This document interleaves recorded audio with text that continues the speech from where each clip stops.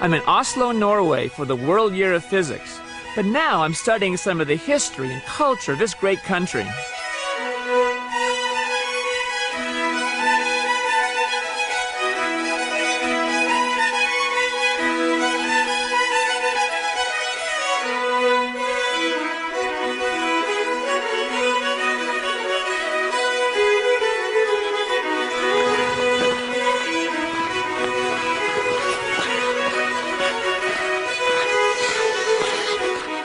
Wow, I better get to the Viking Ship Museum for my video conference.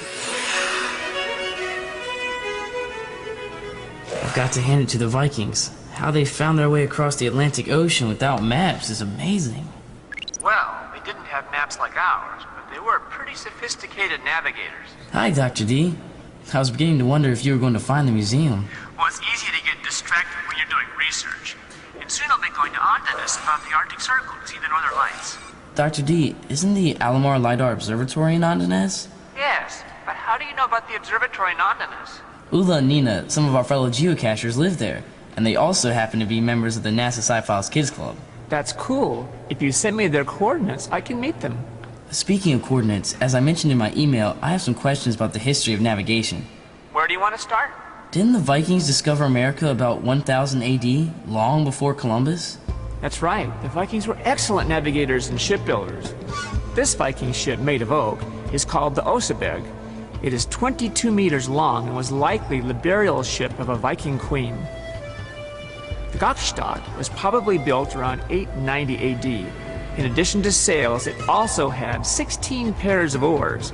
In 1893, a replica of the Gokstad sailed from Norway to Canada in 28 days without the aid of a compass. Wow, that's amazing! How do they navigate without a compass? The Vikings probably used stars to navigate. A star named Polaris, which is located above the Earth's North Pole, can be used to find north. I know. Polaris is sometimes called the North Star. It's always in the same place in the sky, and you use the Big Dipper to find it. Very good. But when the Vikings sailed in the summer months, they would have had difficulty finding the North Star. Why is that? Because Norway is so far north, there are places where the sun never sets in the summer. That's why it's called the land of the midnight sun.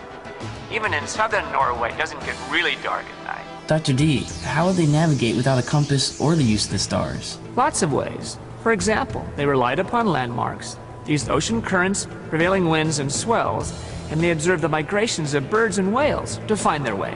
Is it possible that they used the sun? Yes, they apparently used the sun's shadow and the rising and setting positions of the sun to find north. Okay, and if there are clouds?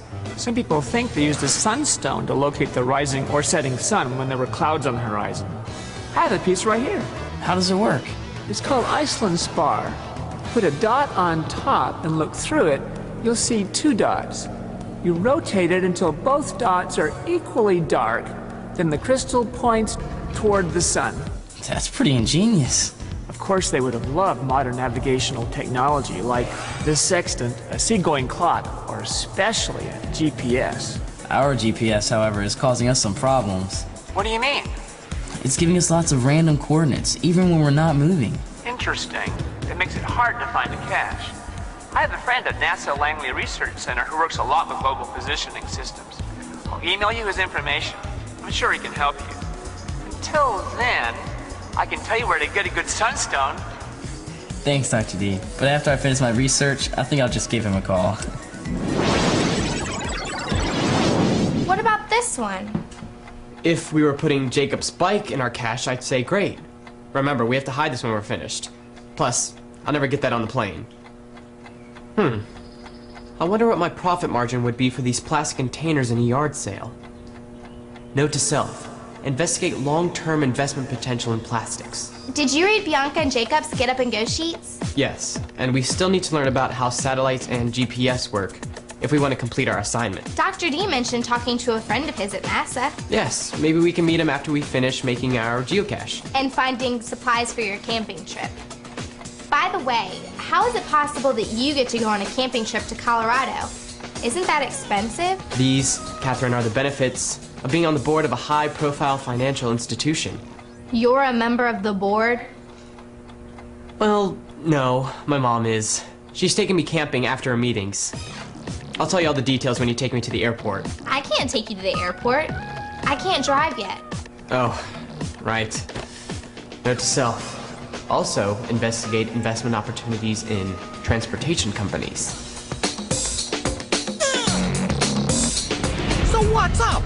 How will the treehouse detectives find the geocache? What should they do if their GPS devices go out again?